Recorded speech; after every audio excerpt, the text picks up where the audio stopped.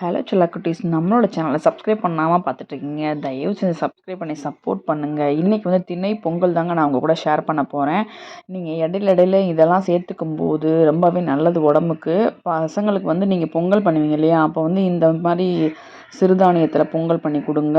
அவங்களுக்கு வந்து டிஃப்ரென்ஸே தெரியாத அளவுக்கு இருக்கும். நம்ம நல்லா பண்ணலாம், சூப்பராக இருக்கும். இன்றைக்கி வந்து நான் திணை அரிசியில் தான் பண்ணியிருக்கேன். தினை அரிசியை வந்து நீங்கள் இப்போ 1½ உலக்கு போடுறீங்கன்னு வச்சுக்கோங்களேன். 1½ டம்ளர் போடுறீங்கன்னா 1 டம்ளர் வந்து தினை அரிசி போட்டுருங்க. அதில் வந்து 1/2 டம்ளர் வந்து நீங்கள் பச்சரிசி வேணாலும் சேர்த்துக்கலாம். நான் வந்து 1½ டம்ளர் பச்சரிசியும் அதையே நம்ம 1 டம்ளர்னால் 3/4 டம்ளர் அளவுக்கு சிறுபருப்பு, அதாவது 1 டம்ளர் அரிசினா 1 டம்ளர் பருப்பு போட்டிங்கன்னா ரொம்பவே டேஸ்ட்டாக இருக்கும். அப்படின்னா 1க்கு ½ அந்த ரேஷியோவில் கூட நீங்கள் வந்து போட்டுக்கலாம். 1 பங்கு அரிசினா 1/2 பங்கு பருப்பு, சிறுபருப்பு போட்டுக்கலாம். இப்போ அந்த அரிசியே வந்து பாதி வந்து சிறுதானிய அரிசி, பாதி வந்து பச்சரிசி, அந்த மாதிரி போட்டு கூட நீங்கள் பண்ணிக்கலாம். நான் வந்து ஃபஸ்ட்டு வேக வச்சு எடுத்துட்டேன். அதுக்கப்புறம் வந்து நீங்கள் வந்து ஒரு 3 விசில் விட்டிங்கன்னா நல்லா எப்பவும் போல் குலைவாக வந்துடுங்க.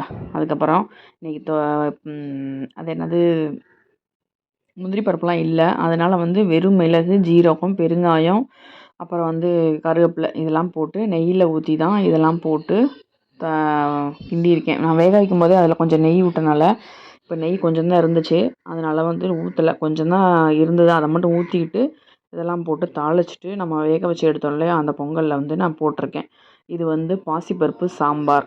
ரொம்பவே சிம்பிளுங்க, ஈஸியாக வச்சிடலாம்.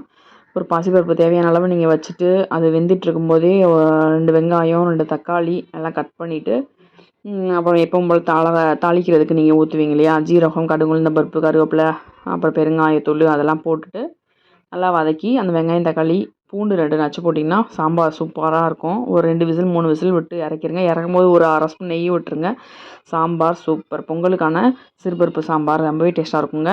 வடை வந்து நீங்கள் கடையில் வாங்கிக்கலாம், இல்லை வீட்டில் பண்ணுறது இருந்தால் பொறுமையாக இருந்தால் பண்ணிக்கலாம். நம்மளோட இந்த வீடியோ பிடிச்சிருந்தா சப்ஸ்கிரைப் பண்ணுங்கள் மக்களே. தப்பு